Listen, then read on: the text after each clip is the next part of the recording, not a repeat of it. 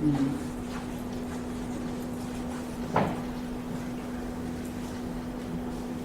not working either.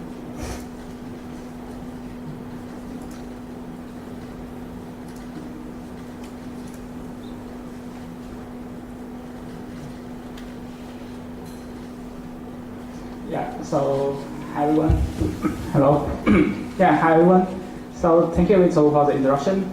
So as you know, like as the sorry, so it's very essential to have an optimizable parallel I/O for the system. It's not just to enhance the performance of your program, but it's also to like protect the health of the system.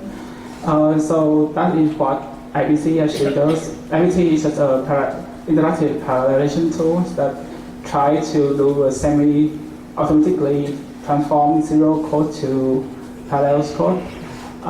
In layman terms, it's basically just you use a hint to actually perform the transformation of serial code. This is an overview of IBT. So we have C and C++ of Fortran zero program input. They usually pass into the IBT engine, and the IBT will perform the transformation based on the rules, pattern that provided by user, and also based on some necessary information. And the output of the engine will be a parallel program based on the model that's chosen by the user, either MPI, OpenMP, CUDA, or Haptic. And we also have the UI for a reason. So how IBT does MPI/I/O? First, the user needs to input the C or C++ program, and then user will need to provide a specification, meaning like where exactly they want to do the parallelization. IBT will then perform the checking for constraints and like detect like the pattern that will need to be used. And finally, it will ask user for confirmation for that content and perform the code transformation for parallel program. IBT support writing and reading SCEC file. The way it's done is from the chosen block, the chosen I/O code. IBT inserts code to calculate the file offset and perform a statement a statement printing of a buffering so that it can transform all the printing statements to buffer and then insert code for parallel I/O. It also supports writing 1D and 2D array in binary file.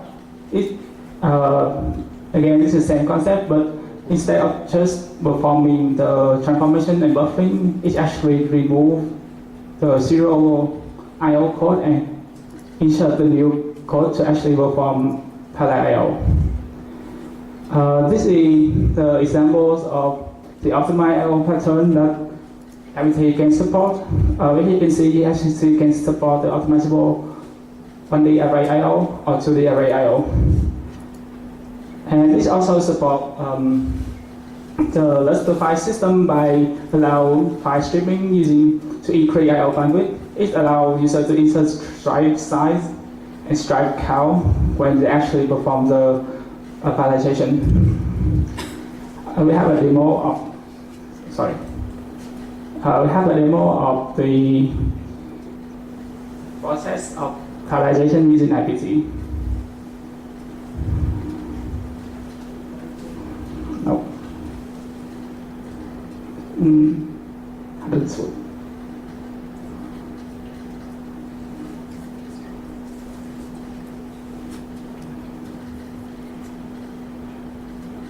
It's not working for some reason. Can it read? For some reason it's not working for me right now. Go to the video file directly. Go to the body. Yeah. So it's a information. So this is a file that we want to parallelize. The thing that this program does is basically create an array of 100 elements and try to write element to a file. And yeah, as you can see, we will try to compile this program and see like the results of the output. Yeah, we have to run it, sorry. And why are you running it? Do you want to say that? Yeah.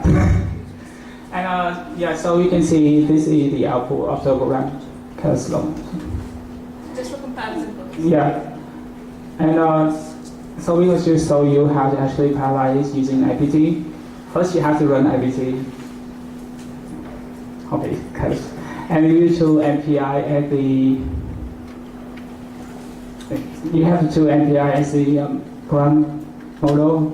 You use a node for MPI, and if you ask you what kind of in which function that the parallelization happened, and you choose one, since only one function, and IPT will ask you for the patterns how you want to actually parallelize. In this case, we want to parallelize using parallel I/O, so we just do parallel I/O at 10.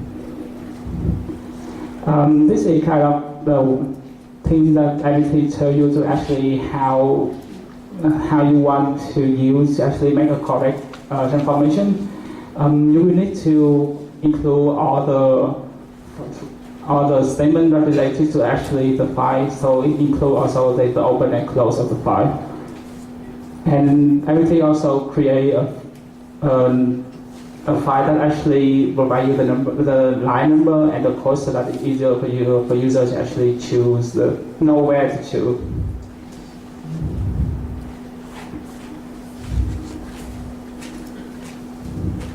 Yeah, so in this case, we're going to choose from 10 to 14, and yeah, it's speed up. So what you're demonstrating is users selecting a particular line number where they want to do parallel I/O. Yeah, and yeah, in this case, because we want to actually using MPI I/O at binary, so we just choose the option, and we also want to actually perform on the system. So we actually ask user, we actually choose yes for the option, and we insert the necessary information for IPT. So basically what Trung just did is provide hints for luster striping, setting stripe size and stripe count. IPT will automatically take the serial code, and when the output file is generated, it will have the appropriate striping.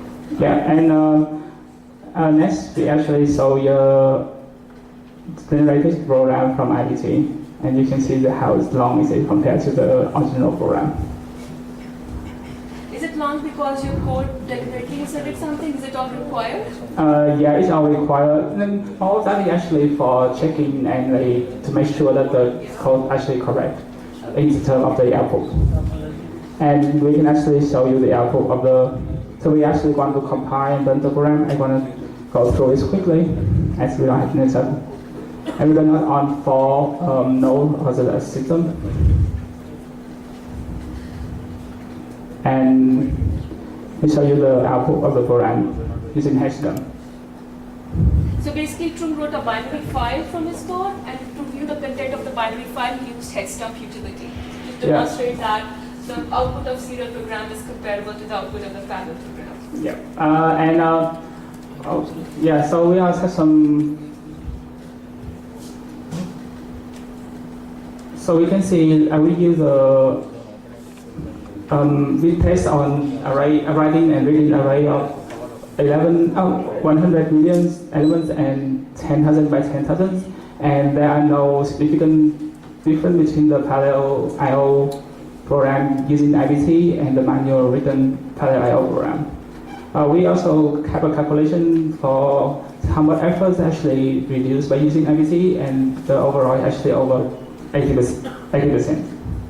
Yeah, it should be the conclusion of my presentation, and so I just want to tell you about how IPT performs as an I/O and what is support.